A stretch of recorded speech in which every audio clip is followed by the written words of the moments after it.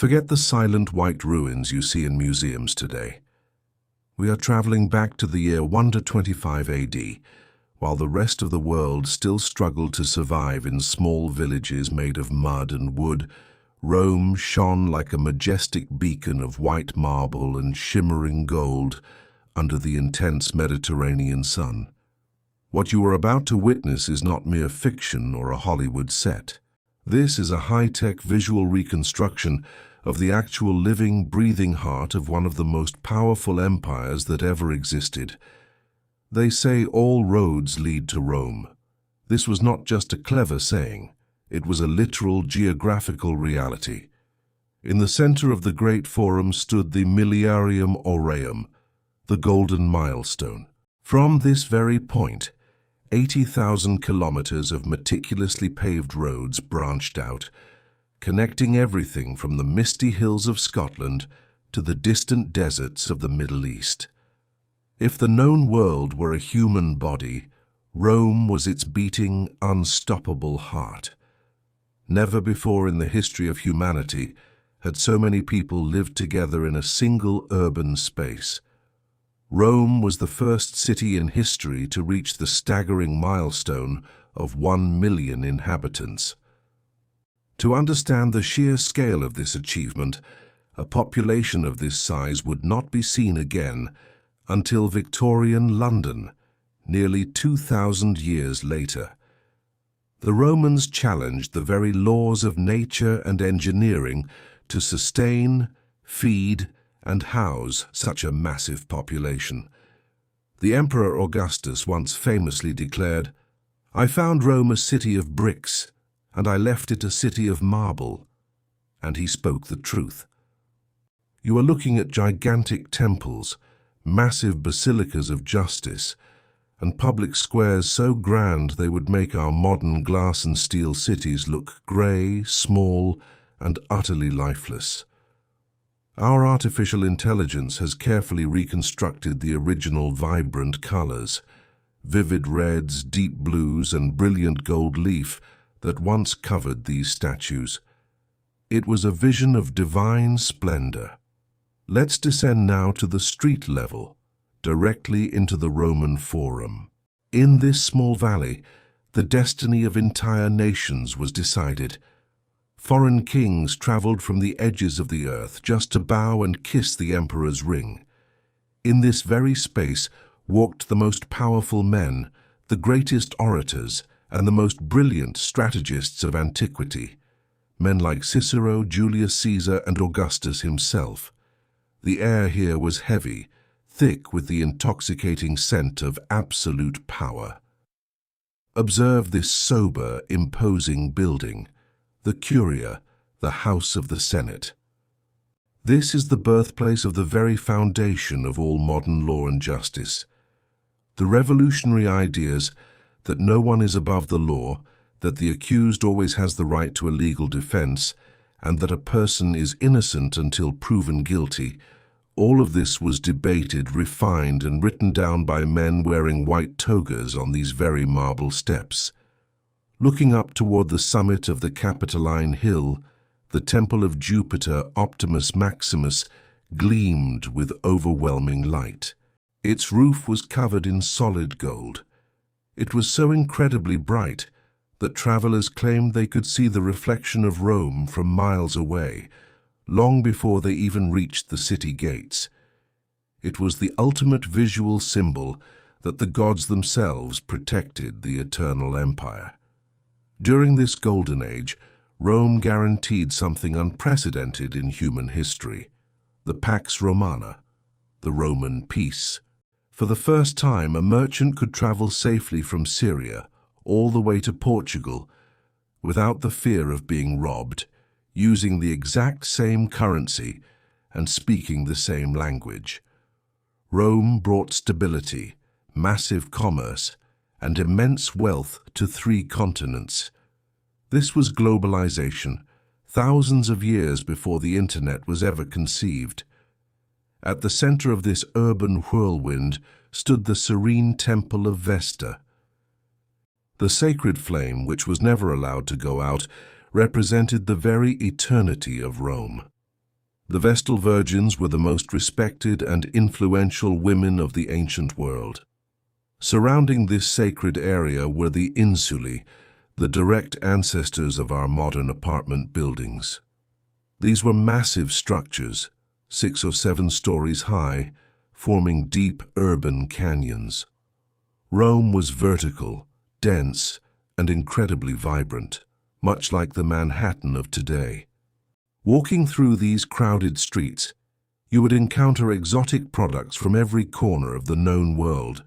Fine silk from China, rare spices from India, precious ivory from the heart of Africa, and amber from the Baltic Sea. The markets of Rome, like the Market of Trajan, the first multi-level shopping mall in history, featured specialized shops selling everything that gold could possibly buy. The foundation of all this immense wealth was the roads. Take the Via Appia, the queen of all roads. Built with sophisticated layers of stone, gravel, and primitive concrete, they were so perfectly engineered and straight that many are still used today as the base for modern highways across Europe. The Roman army could march 30 or 40 kilometers a day thanks to this incredible engineering, allowing them to respond to threats with lightning speed. But the greatest triumph of Roman engineering was not always visible on the streets. It was in the arches of the aqueducts. Rome literally drank entire rivers. 11 gigantic aqueduct systems brought fresh, crystal-clear water from mountain springs 80 kilometers away, using nothing but the force of gravity and extremely precise calculations. Thanks to this constant flow, Rome was a city defined by its fountains. At nearly every street corner, there was a public spout providing free, clean drinking water for the people. No other city in the world offered such a luxury. This abundance of water was the greatest sign of Roman civilization and their technical superiority over the barbarians. This water also fed the baths, like the massive baths of Trajan. These were not just bathrooms, they were public palaces of leisure, featuring heated pools, libraries, gyms, and lush gardens. Even the humblest citizen had access to a level of luxury that foreign kings could only dream of. In the heart of the city stood the largest entertainment structure ever conceived, the Flavian Amphitheater, better known as the Colosseum. Clad in expensive travertine marble with lifelike statues in every arch, it was an artificial mountain of order and beauty, capable of hosting between 50 and 80,000 spectators in total comfort. Roman organization was legendary. Tickets were ceramic shards with gate, sector, and seat numbers, exactly like we do in modern stadiums today. The efficiency was a trademark of the Roman spirit. They could fill or empty the Colosseum in just a few minutes. To protect the citizens from the scorching sun, they engineered the Miliarium, a gigantic canvas awning, a masterpiece of naval engineering that covered the stands like a retractable roof. Highly skilled sailors from the imperial fleet operated the ropes with millimetric precision. Rome dominated the very elements to ensure the comfort of its people. Inside the arena, the crowd witnessed a celebration of martial skill and raw courage.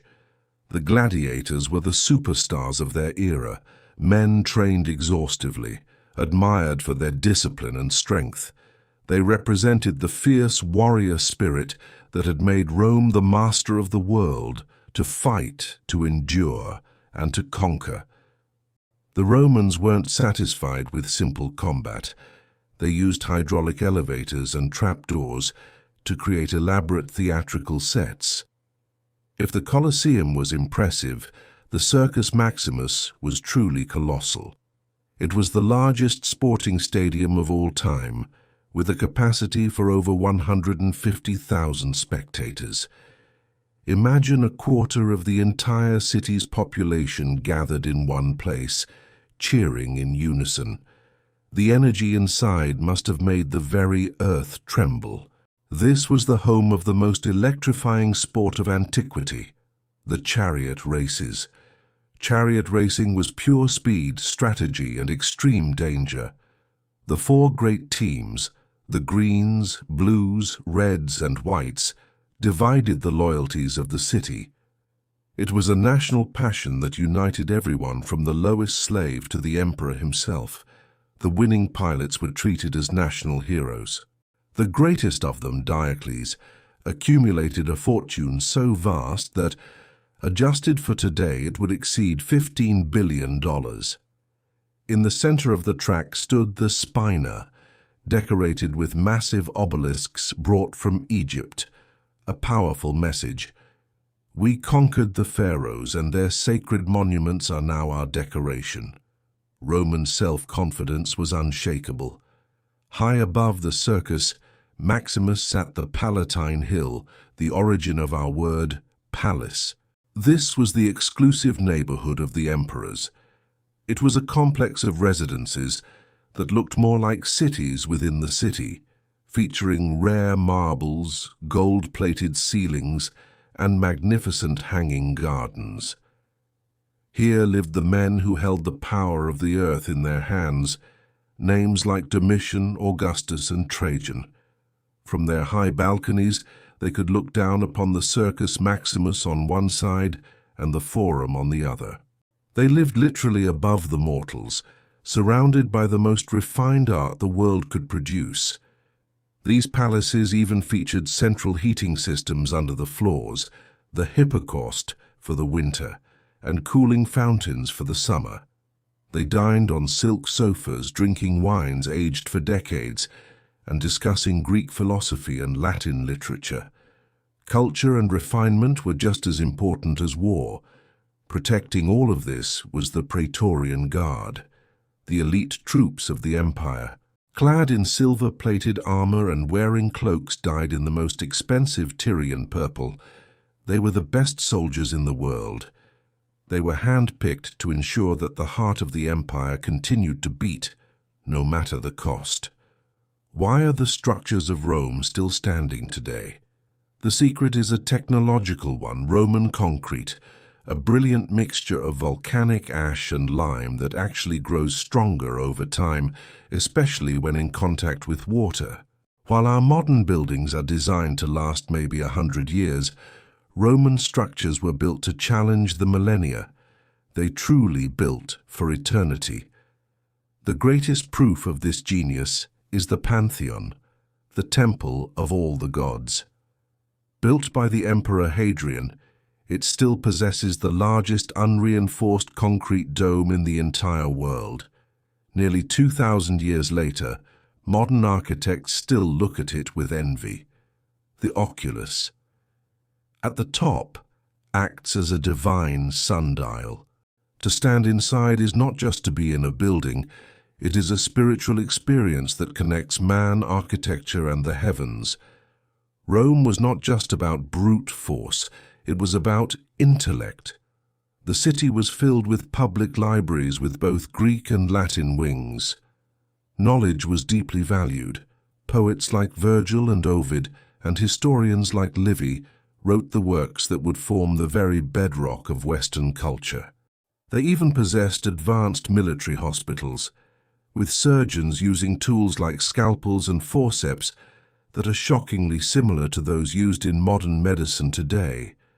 This entire marvel was protected by the legions, the most disciplined military machine in history. These were professional soldiers, well paid and equipped with superior technology like the Lorica segmentata and the gladius. They didn't just fight as individuals, they fought as a single impenetrable body. These legionaries were also engineers. They could build bridges over the Rhine in days or pave roads while on the march. Wherever the legion went, Roman order followed. From Hadrian's Wall in the north of England to the sands of the Sahara, from the beaches of Portugal to the Euphrates River in Iraq, Rome united different peoples, languages, and cultures under a single banner. For the first time, a person could feel Roman, regardless of their skin color or place of birth. The concept of citizenship was Rome's greatest gift to the world, offering legal protection and status. As the centuries passed, Rome evolved. It became Christian. The basilicas of justice were consecrated as churches. The city adapted to new times, never losing its importance. Even when Rome was sacked, the idea of Rome never died. The very barbarians who invaded were so impressed that they tried to imitate the Romans. They wanted to be Rome, not just destroy it. The light of its civilization was too bright to be extinguished. Look around you right now. The alphabet you're using to read these words: Roman, the 12-month calendar; Roman, the systems of Senate and Republic; Roman. Even the concrete of our modern cities and the arches of our bridges are Roman. Our modern capitals copy the columns and domes of Rome because they defined the visual language of authority forever. Latin didn't die. It lives on in Portuguese, Spanish, French, and Italian. Half of the English language comes from Latin roots. Rome teaches us what humanity is capable of when it combines organization, engineering, and pure ambition. Seeing Rome reconstructed with its vivid colors and bustling crowds is more than just a look at the past. It is an understanding of the very origin of urban life. The political empire fell long ago, but its engineering won the battle against time. As you watch these structures still standing today, remember that they still have secrets to tell us about who we are. If you want to continue this journey through time, subscribe to Reconstructing Eras. Until next time.